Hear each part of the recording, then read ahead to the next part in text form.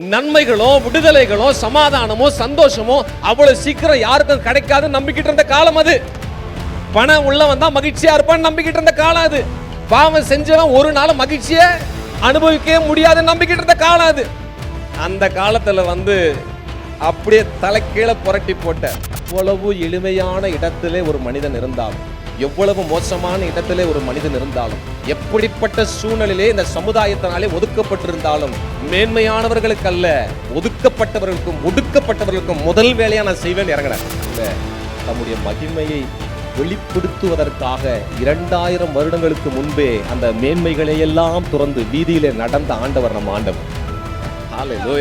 வருஷத்தை பிரசித்தப்படுத்தும் என்னை அனுப்பினார் என்று எழுதியிருக்கிற இடத்தை அவர் கண்டு வாசித்து என்ன செய்யறாருன்னா தன்னை குறித்து உரைக்கப்பட்ட தீர்க்க தரிசனம் எங்க இருக்குன்னு கரெக்டா பார்த்து அதை புரட்டி அதை படிச்சுட்டு சுருட்டி கொடுத்துட்டு உட்காந்துட்டார். ஆனா வேற சொல்லுது, ஜெபாலயத்தில் இருக்கிற எல்லாருக்கண்ணும் சொல்லுங்களேன். ஏங்க நின்று பிரசங்கம் பண்ணும் போதே உங்களெல்லாம் பார்க்க வைக்கிறது பெரிய சிரமமா இருக்கு. பிரசங்கமே பண்ணாம வசனத்தை மட்டும் படிச்சுட்டு ஒரு மனுஷன் உட்கார்றாரு. ஜெபாலயத்தில் இருக்கிற அத்தனை பேர் அவர் என்ன ஒரு கரிஸ்மேட்டிக் பவர். அவர் பேசிட்டு உட்கார்றாரு. ஏன் எல்லாரும் அவரை பார்த்தாங்கன்னா அவர் தொட்ட இடம் அப்படிப்பட்ட இடம், அவர் வாசிச்ச இடம் அப்படிப்பட்ட இடம். ஏன்னா இவர் தாண்டா விடுதலையாக்க போகிறவர்.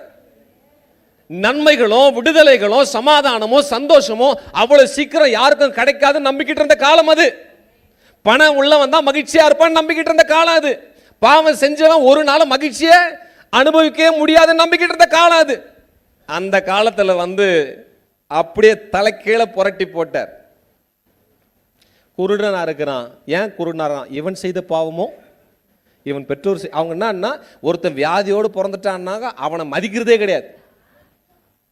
அவனே பாவம் செய்யலைன்னாலும் அவங்க பெற்றோர் பாவம் செய்ய அவன் என்ன செய்வான்? ஆனா அவன் இருதயம் நொறுங்குண்டவனாக அந்த வலியை சுமக்கிறதுக்கு அவனுக்கு தேவையில்லை. அவன் விரும்பாமலேயே ஒரு வலி அவன் மீது இருக்கிறது. திமிர்வாதக்காரனை கூட்டு வராங்க, உன் பாவம் உனக்கு மன்னிக்கப்பட்டது என்றார். அம்மா கவனிக்கிறீங்களா? அப்படின்னா என்ன அர்த்தம்? அவன் பாவம் செய்திருந்தாலும் அவனுடைய பெற்றோர் பாவம் செய்திருந்தாலும் அவ்வளவு சீக்கிரம் வியாதியில உள்ளவனை எவனும் மதிக்க மாட்டான். உங்களுக்கு தெரியும் தானே, குஷ்டரோகின்னு என்ன செய்யணும்? தீட்டு தீட்டு தீட்டுன்னு சொல்லிட்டு ஓடணும். ஆனால் அந்த குஷ்டரோகியை தேடி அவனை தொட்டார் என்று வேதம் சொல்லுகிறது. எப்படிப்பட்ட புரட்சியாளருங்க! கரங்களை தட்டி தேவ நாமத்தை மகிமைப்படுத்து. இயேசு கிறிஸ்து பிதாவினிடத்திலிருந்து வந்திருக்கிறார். அவரை பார்க்கவே முடியாது, முண்டி அடிக்கணும். வேதம் சொல்லுது, பெரும்பாடுள்ள ஒரு ஸ்திரீ அவர் வஸ்திரத்தின் ஏன் இருக்கிற இடம் விட்டாங்க தொட்டாங்க. 12 வருஷமா வியாதி, நடக்கவே முடியாது.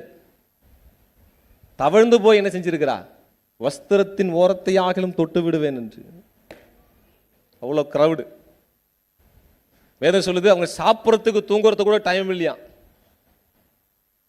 ஓய்வு இல்லாமல் இருக்கிறார்.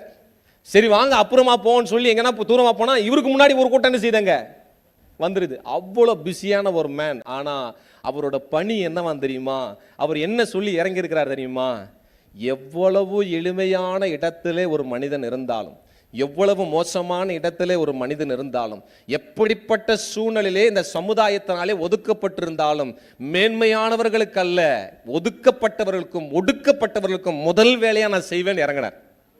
ஆமா, ஒருவேளை உங்க குவாலிஃபிகேஷன் அதுவா இருந்தா ஆண்டவர் உங்க கிட்ட இருக்கிறார்.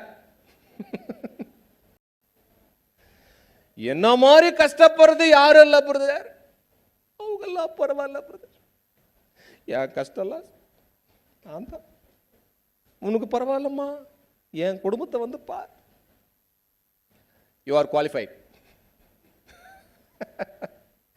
அவர் ஃபர்ஸ்ட் ப்ரெஃபரன்ஸ் கொடுக்கறது தீர்க்கதரிசி சொல்றாரு, அவர் நெறிந்த நாணலை மங்கி எரிகிற திரியை ஃபர்ஸ்ட் அங்க தான் நிற்பார். அவர் எவ்வளவு இறங்கிட்டார் தெரியுமா? நீங்க எவ்வளவு வீக்கா இருக்கிறேன்னு நினைக்கிறீங்க, அவ்வளவு கிட்ட இருப்பார். எவ்வளவு பாழா கிடக்கிறீங்க, உங்களை பயிர் நிலம் ஆக்கிற வரைக்கும் கிட்ட நிற்பார். ஏன் தெரியுமா?